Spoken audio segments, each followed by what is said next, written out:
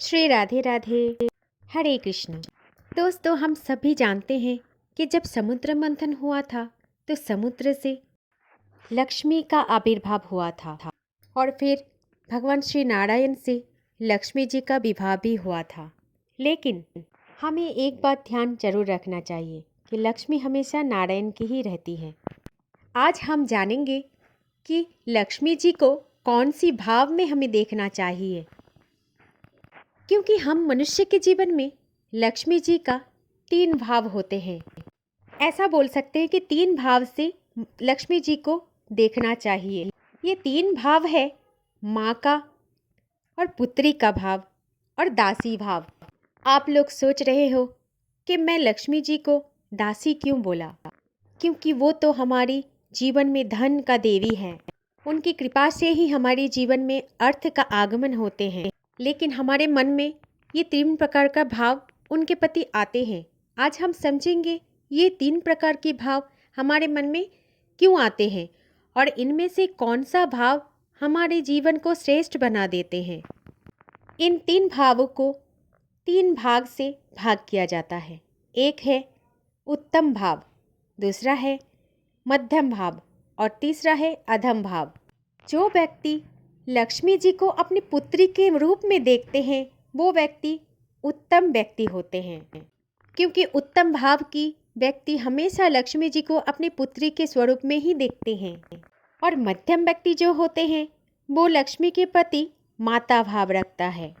और अंत में अधम व्यक्ति जो होते हैं वो लक्ष्मी जी के प्रति दासी भाव रखता है। इनमें से जो पहला भाव है वो उत्तम भाव। उत्तम भाव वाले व्यक्ति का क्या लक्षण है? दोस्तों, आज की जानकारी बहुत ध्यान से सुनना, क्योंकि ये जानकारी हमारे जीवन से जुड़े हुए हैं। तो दोस्तों, उत्तम व्यक्ति जो होते हैं वो अपने घर की लक्ष्मी को अपनी बेटी की तरह मानते हैं, क्योंकि उत्तम व्यक्ति जो होते हैं उनका स्वभाव कुछ इस तरह की होते हैं। जैसे बेटी बड़े हो जाते तो उसका विवाह करना चाहिए।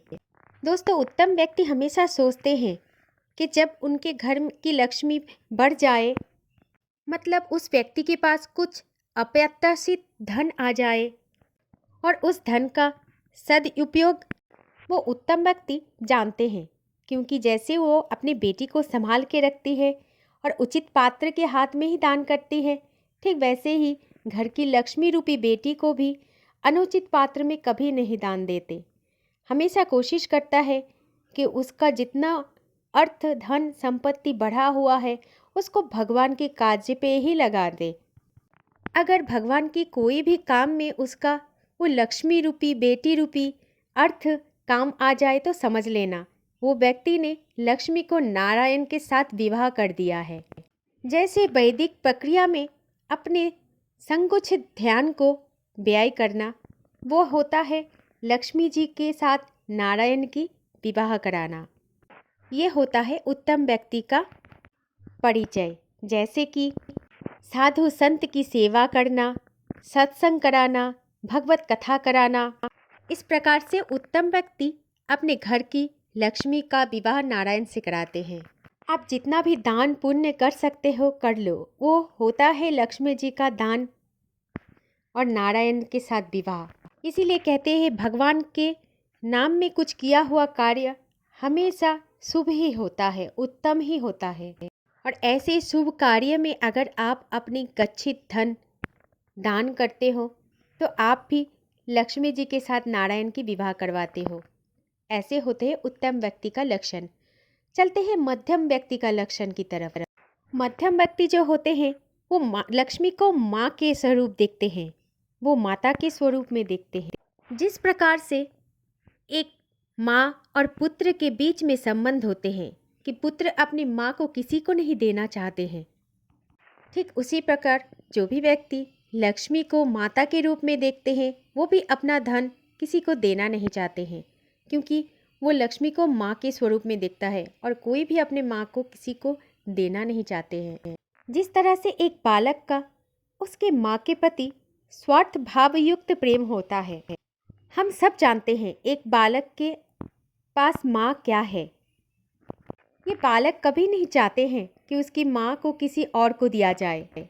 इस प्रकार ही मध्यम वर्गीय व्यक्ति ये सोचता है कि ये मेरा पैसा है, मैं किसी को कैसे दे सकता हूँ। लोग ऐसा कहते हैं कि अरे भाई तुम दान में दे दो, तुम्हारे पास योग्य है दान करने के। लेकिन मध्यम वर्गीय व्यक्ति ये सोचते हैं कि नहीं, माता लक्ष्मी मेरा ही है और इसके ऊपर केवल मेरा अधिकार है। मध्यम वर्गीय व्यक्ति के सामने अगर दान कार्य के या सद्भाव के लिए कभी धन की दान करने के लिए बात आती है तो वो सोचते हैं, तब उनको इतना घबराहट हो जाते हैं जैसे छोटे बालक को अपनी माँ की गोद में दूसरे बालक को देख लिया। वो सोचते हैं कि नहीं नहीं, ये दूसरे का नहीं, दूसरे को क्यों दूँ, ये तो मेरा है क्योंकि ये तो मेरा कमाई है।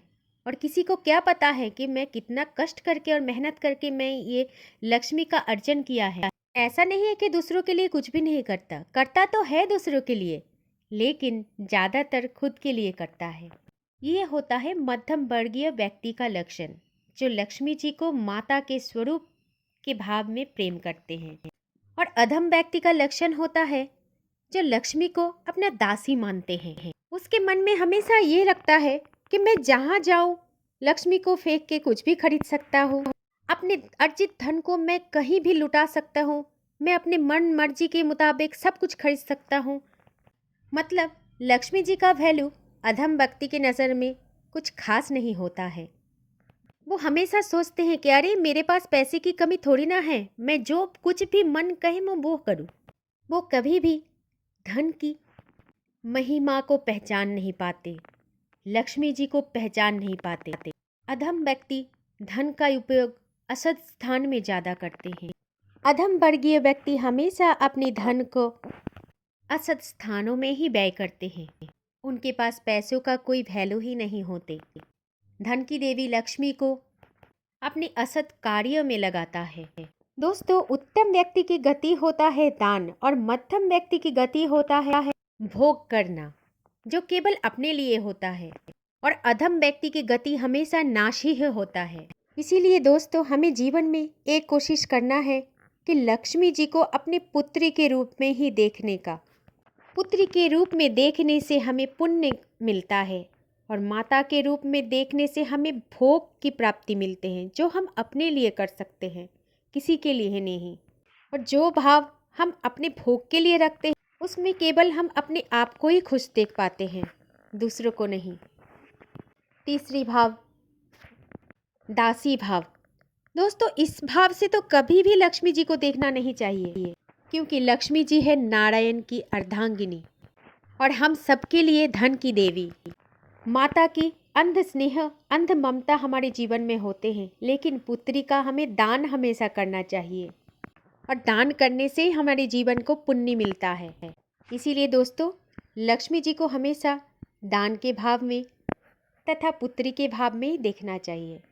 आशा करती हूँ आज ये जानकारी आप सबको अच्छा लगा।